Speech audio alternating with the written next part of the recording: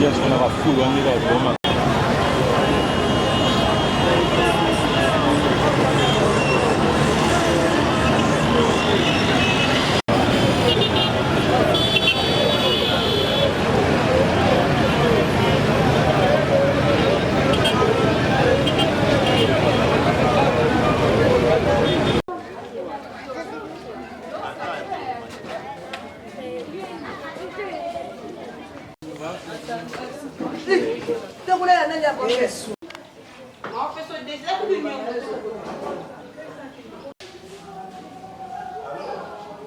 Ça va?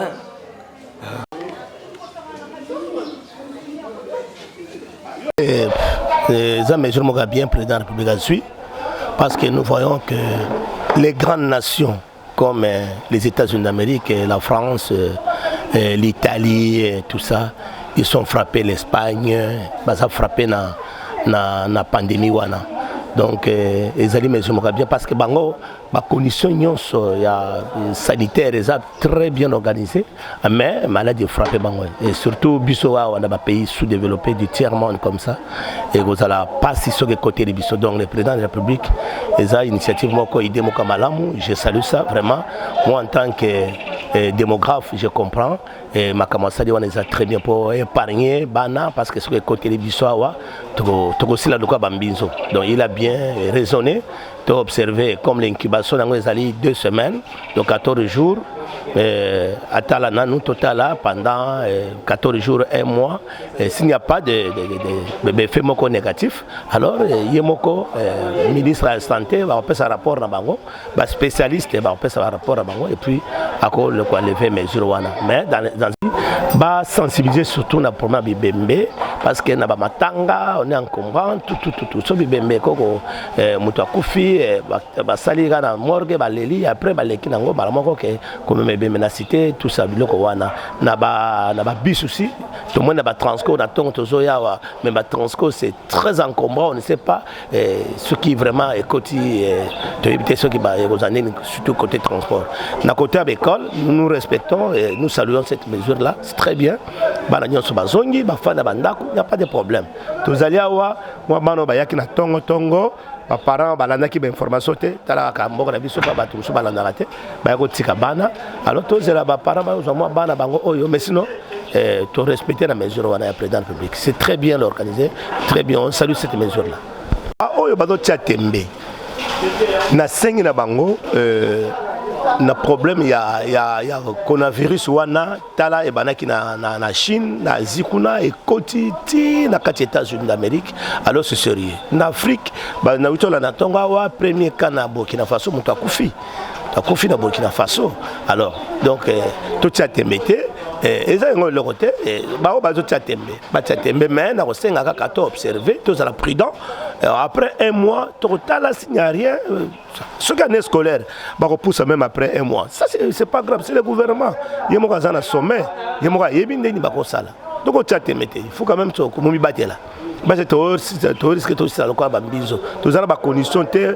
ko ba hôpitaux ya malamu ezate bona balo c'est très dangereux.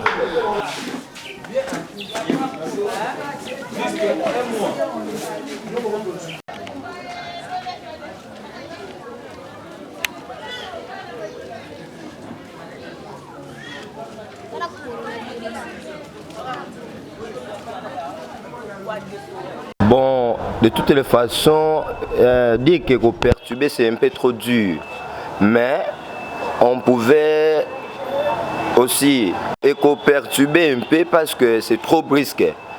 Il va prévenir même 2 semaines avant que, ou soit 1 semaine avant que va suspendre l'activité scolaire. Mais tout ce qui l'avertissement directement suspendre l'activité scolaire et qu'on perturber un peu, fait perturber. Même calendrier, net une école primaire, ça l'a examen, mais quand tu vas bongo, l'école secondaire, interrogation générale, ils ont suspendu brusquement. Net une école privée, enseignant au bafuta maka, bafuta maté. Privilégier plus enseignants au l'école il y a l'état on a fait du monde bon na banque mais si enseignants au ya privé faut mater parce que promoteur ko foot jamais enseignant ou azotang saté. Donc moi je peux dire les a bien, d'autre part d'une part aussi ça mabé. Na linga ki te batika bana ngana linga ki ba réfléchir bien avant kozwa ba condition oyo bazui. C'est-à-dire que bisa batu avant pour que batu peut pas me se préparer. Premièrement, deuxièmement, kozwa soit en charge population en charge comme Toriki na France. Hein, bazui quand même population en charge parce que ninga boye ba enseignant à l'école privée bazasko ba chômeur. Mais pour na bana ba sali bien même ba prévenir avant. Quand même va prévenir avant. Pour na base ba précaution rationnelle. Moi je peux dire que bateau bazo douter ba douter. On doute pas pour douter, mais on doute pour avoir la réalité. Ba ko douter na ngote, bato siko net ba bateau batangeli makamala wana ba ko ça pour ba gagner nini. Pour bateau na la plupart bazana ba mbongo na bango ba lukasu. Moi je ne crois que c'est non. Est-ce que le président pas aujourd'hui ça le bas ça je ne crois pas. Donc ba douter ba me protéger contre virus corona. Ba me se protéger contre maladie wana. Ezali maladie ezali.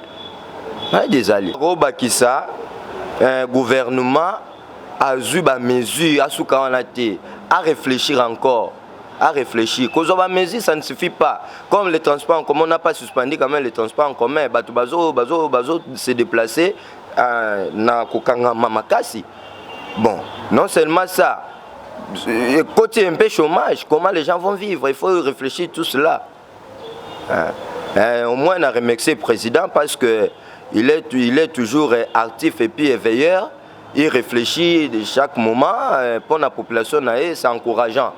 C'est encourageant et puis il faut soutenir azala un peu prudent na ba oyo bazana pour soit ba exploiter mbongo ya pays pour na maladie ezali mais akeba na miibi o ba koza nzinga na époque ba débloquer ba compte pour na faillite lobi ba kosekaye azala un peu vigilant na place wana place que na ba épidémie aboye risque financier ko kota na pays.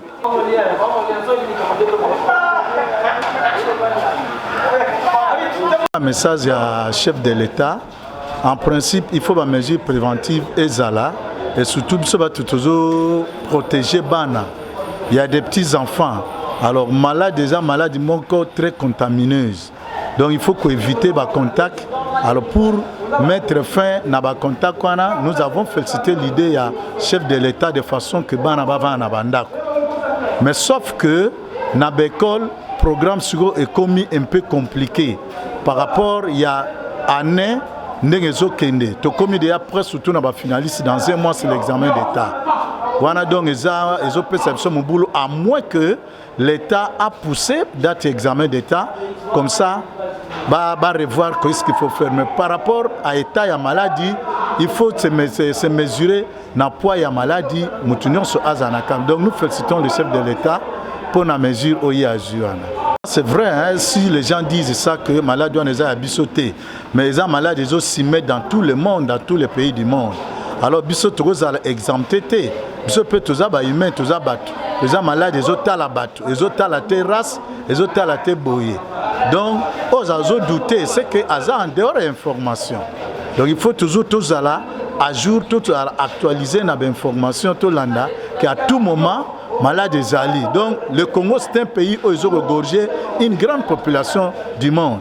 Tout le monde a douté, bateau, bazon di maté, c'est que Baza en dehors d'information. La population, tout garder toujours calme, tous en abandon, malgré la vie où tous menée. Mais toujours pour éviter le pire. Le pire c'est quoi? Maladie et sa gravité dans le Congo.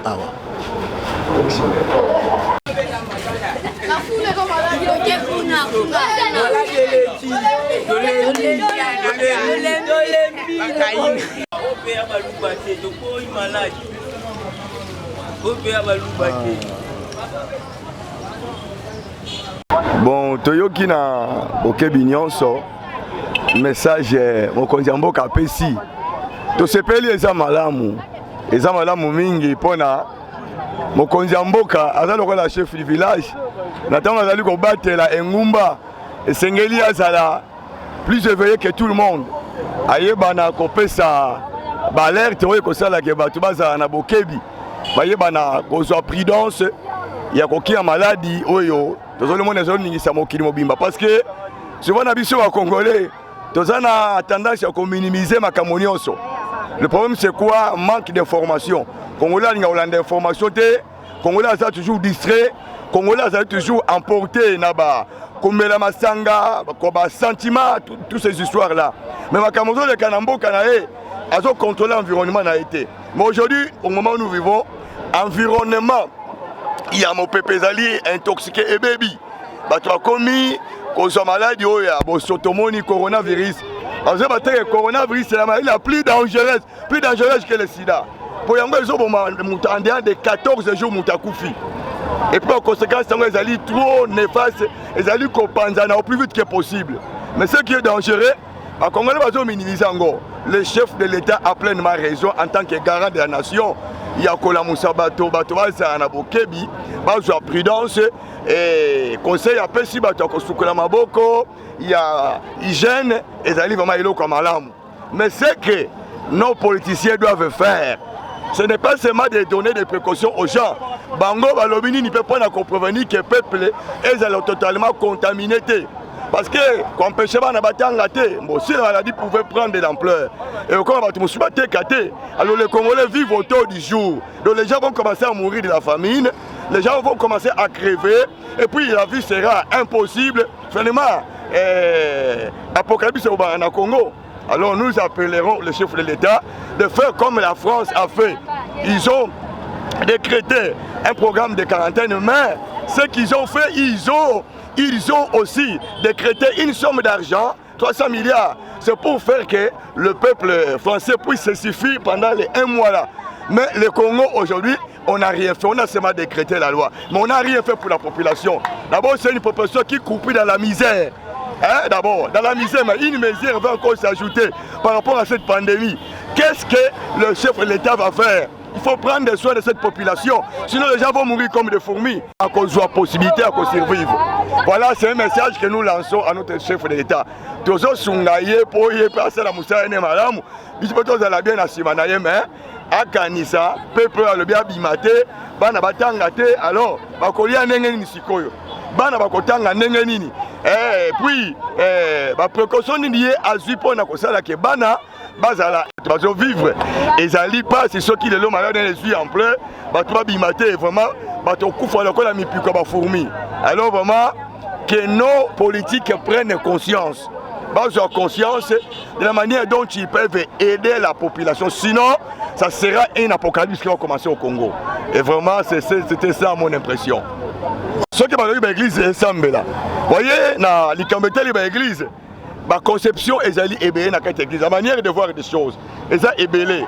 Mais tout ce que moi je pouvais souhaiter dans l'église, il serait mieux que le pasteur lance un message dans la chair, dans la bitumbe, dans la bango. Oui, on ne fuit pas le diable. Mais écoutez, Jésus avait dit, soyons prudents et intelligents. On ne doit pas inscrire ces deux choses-là. Donc il faut appliquer ces choses-là. Donc il faut vraiment être prudent, il faut être intelligent. Ça sert même plus dans Mikoloyo. Tant que station Kobunga, on n'a pas ça mais pour ce moment, vraiment ça ne va pas tenir. Ce n'est pas bien. Hein? Donc Tobimi Kaka. Et puis secondo. Je lance un appel aux chrétiens du monde entier. Que les chrétiens sachent que ce qui vient de commencer, ce n'est qu'un commencement de la douleur. C'est le commencement de la douleur. Ce qui vient de commencer, il y a des fléaux plus grands qui arrivent. Il y a eu un prophète au nom de William Branham qui avait prédit ces choses. Il avait prédit ces choses. Il dit, ces choses arriveront au temps de la fin. Plusieurs fléaux vont se succéder avant le retour de Christ. Pourquoi? Parce que le jugement de Dieu est proche. Si les chrétiens ne prennent pas conscience, si la race humaine ne prend pas conscience, sachez-le bien que l'enfer, la porte de l'enfer est ouverte pour tout le monde. Donc que chacun se prépare. Ça c'est un avertissement pour nous amener à prendre conscience que Jésus revient bientôt. Pote bana batanga te, pe ba église ba ekota te, ezali malamu pamba te, il faut komi batela. Ceux qui balobi te bokono ekoti ba pesi sango, il faut totosa. Neti ngai nazali kotambola na centre na biso ezali allez bala ntundi na prince ba pesi ngai mikafone nazo tambola pona koyebisa bandeko ifoko ba komi batela kopesa moninga bipwepwe te kopesa moninga pe mbote te otia mai na kantine na toilette soki mwana uti kosuko ndazongwe asiko na maboko to yo mukolo ifoko komi batela ya mibale tuta nene ba toilette na biso neti biso na mukali soki mbule beti bazofungula ba toilette na bango nyonso kotia na batrace wana bana classe tante bazo uta okomona bakoti na bakata ba trace bazo lokota ba biloko ezakona na kati nyonso wana ezopesa maladi il faut to mibatela soki totali malamu na ba prince na biso awa biso tozali ba mama bongisa batinda kabiso pona kopesa communiquer na ba mama mapa ba finika kate mikate ba finika kate biloko akolia ezali polele bandinzi ezo kotel makaka wana ba fulu ebele ozo mona biloko nyonso wana ezali ya maladi eza maladi epo ya misato na lobi boy bakanga pe ba frontière soki maladi ezali tomona kananda na mboka bapaya soki okei bako contrôler yo kuna avant kota na Angola otina na Brazza il faut ba contrôler yo pona biso awa ba contrôler kate bapaya bazo kota wana kati ya na maladi soki bakei na minute yo bakei na awa na njili na hôpital ba chinois soki basali contrôle bakokuta ba chinois bazali wana bakotela kiwa bande kona biso bazaki kuna babimisi bango nyonso na hôpital bazali na maladi baoki malamu te babimisi bango me babimisi bango mpona nini baleka nini bakontrole sika wana mopanzi sango akota wana akontrole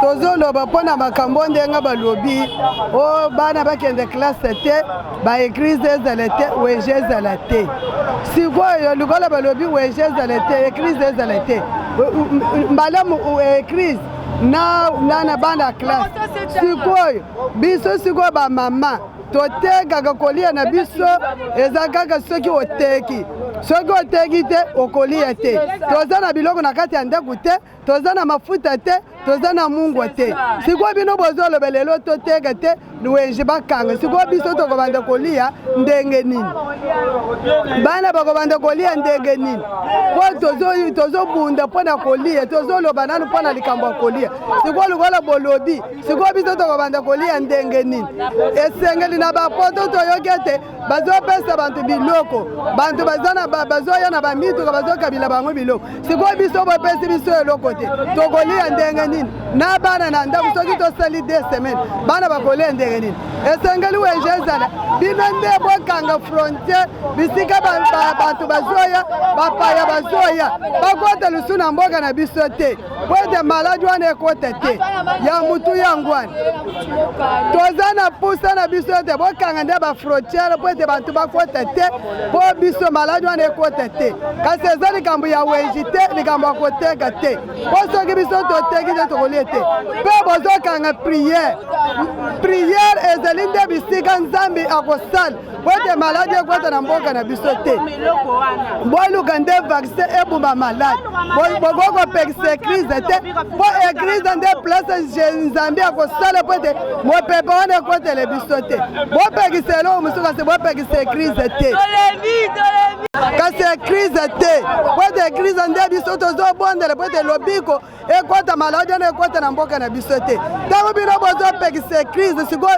priere ekosalama lolenge nini yango wana likambo totuni yango wana po ete botika makambo eglise eza mpona kobondela po ete mopepe wana ekota na mboka na biso te nga préoccupation na ngai eza boye maladi wana ezalaki kuna mboka étranger kuna na poto na Chine sikoyo aéroport na biso bie bato balandelaka basoin bazwaki badisposition te ya kokanga bato baza kuna bie toza na baappareil te ya kotala ke maladi wana ekota awa ndenge message wana epesami ke 1 mois baklasse ezala te bawenze bakanga baeglize ezala boye toboyi message te eza malamu mpona komibatela biso moko mais biso awa na Afrique biso awa na Congo kolia na biso est-ce que l'état alobi yango toyoki mais sikoyo ameki ata kosunga ata bapapa na 1 mois na bapapa quand même bazala tana eloko moko emeka kosunga bango na 1 mois wana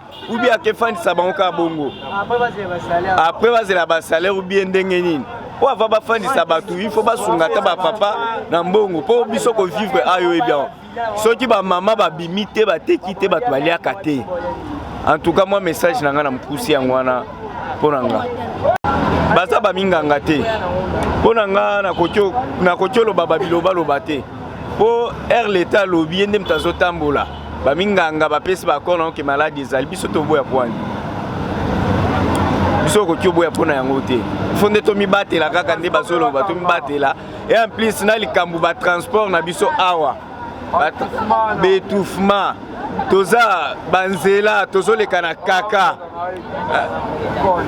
sikoyo toyebite ya lobaki bongo mais tootya na point ya liboso kuna bapapa bakoyoka bafanda na bandako ebongo sikoyo mpona likambu bana pe fo balia papa po kofanda na ndako mwa provision fo ezala kaka kofanda na ndako bozwi bomikangeli depuis ntongo tini toza na jeune nayebi te ndenge alobi bongo po parce que toza nde tokokende nayebi te azoboya bana bake classe mpona nini po parce que baprofesseur baza na maladi yango bapréfet baza nango po kotambola bende totambola boye tokozwa na biso yango sikoyo na ndenge alobi na classe bongo eza badirecteur bato baza nango toyebi te mpo na nzela boye tokutana nde toteli mpe biso ebele boye so moko aza nango biso boye tokozwa yango sikoyo ntina nini wakati makambo ya classe eza na importance te na église biso tobondelaka na bandako nakozala malabi nake pa mosala nzambe abondeli mpo na nga sikoyo ntango tozalaka esika na onction ekitaka me nayebi te mpo na ye alobi bongo me nayebi te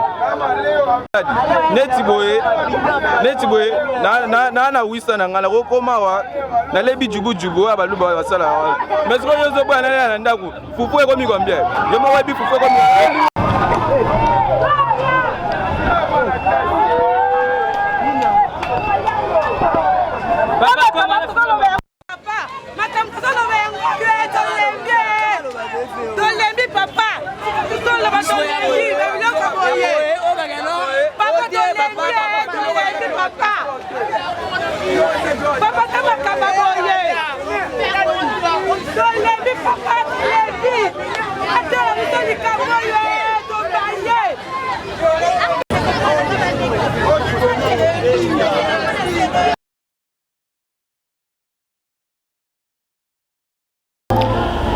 contribution na ngai ezali ke bazwi mesure sans consulter même nzambe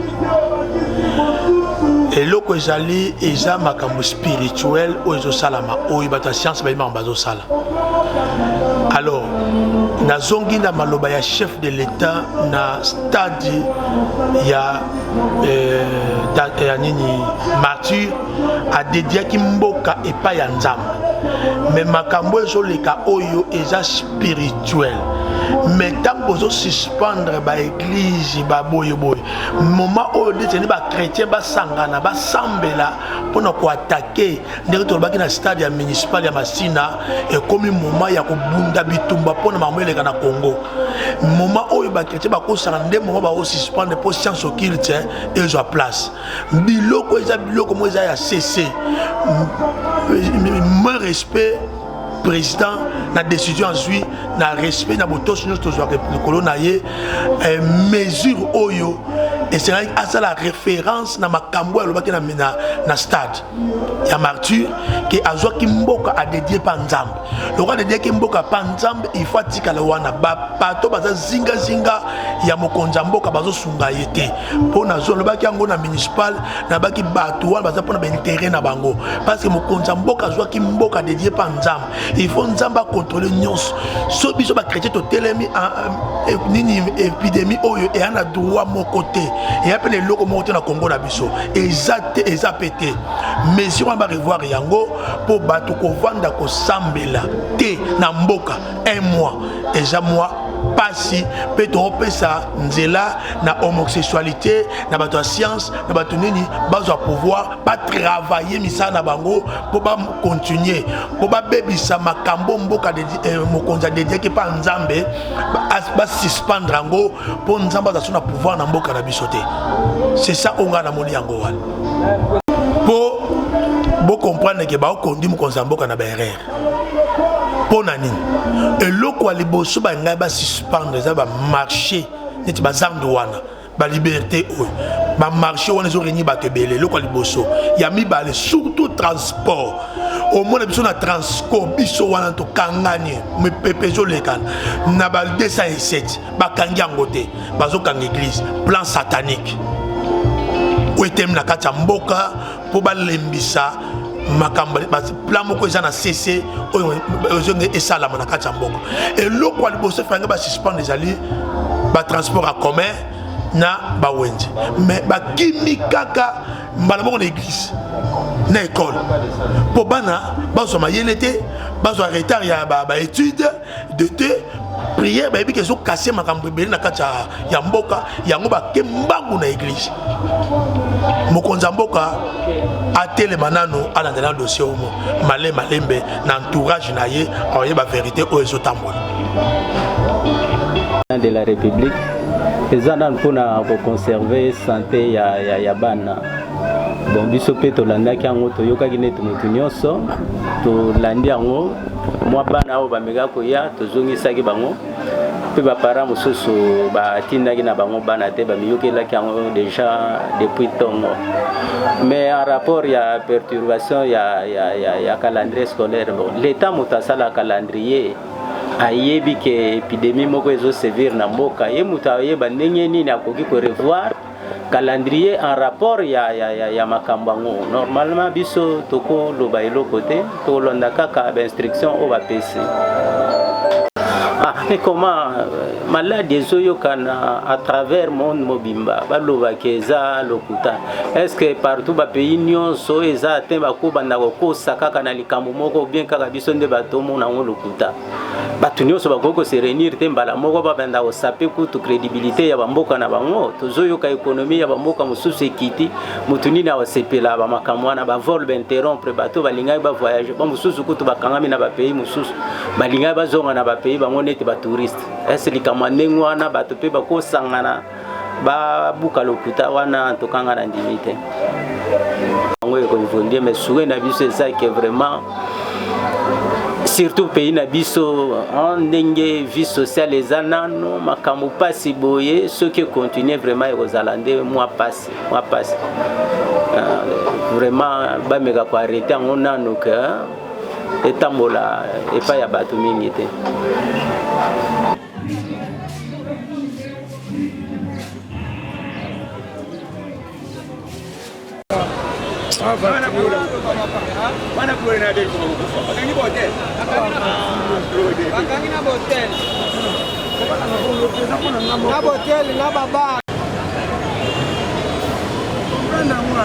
Non, je suis des apôtres qui m'a coronavirus.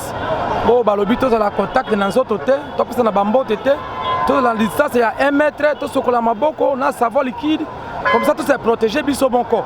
Pour ce que c'est protégé, en tout cas, pour que vous allez contaminer la maladie ou la babini coronavirus, c'est pourquoi on a koboya yango, tout ça pèse na mbote na ndenga makolo.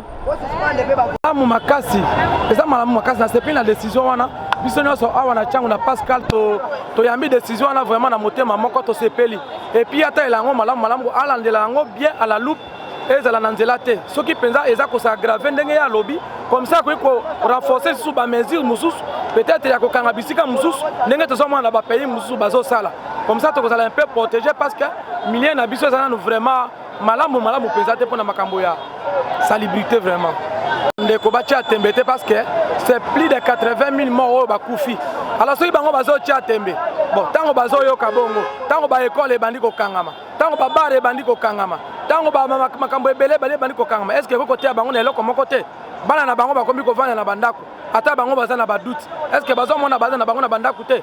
Alors il ko côté ya bango. Alors tango mutu pe akufaka. Bakotaka yena bana na yete, akena kaka ye moko. Alors tango ba ko bana mona bato bazo kufa. bakozala convaincu que non maladie ezali mais maladie ezali eza déjà na mboka na biso alors toluka moyen ya kokima yango ntango eza nanu propage nanu te alors nazosenga bino bandeko na nga ya Congo to négliger malade oyo te ezoboma boboma bana na bandako bien to se garder très bien ça presque ndenge wana. Bon, ezali pour se protéger contre maladie ou ya coronavirus. Déjà, tous les informations, il faut qu'on se protège, surtout dans l'environnement qui est basé belé. Donc, le cas maladie, on va se transmettre dans mon pépé. Donc, il faut prendre par précaution, surtout dans les arrêts, on va basé belé. Alors, il y a un masque pour permettre la protection. Bon, message, on est vraiment le bienvenu pour un bateau de conscience et c'est vraiment capter le message, répercuter un bateau très souvent dans l'information. Mingi ba mi pesa mi kota là-bas. Théâtre, film et tout ça, Bainga Kolanda, information. Alors, message, on est vraiment bienvenu pour nous. Bon, Bazobo est maladie, Congolais, très souvent, toujours dans des informations. Alors, Balinga Kaka Ming Bamo la conséquence, après Babandakoya Gondima. Actuellement, tous les gens ont 14 cas. 14 cas, on a des contacts, des camarades, tout ça. Tout ça déjà belé plus de 600, selon l'information.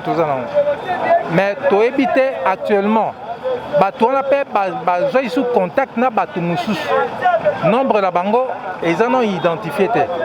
Donc chaque jour, nombre de bateaux bandaro s'accroître toujours. Donc Sengeli batu bazwa conscience basale la pratique oyo gouvernement na biso pe surtout ba médecins notamment docteur Mouyembe ndenge conseil azopesa pour la protection ya batu.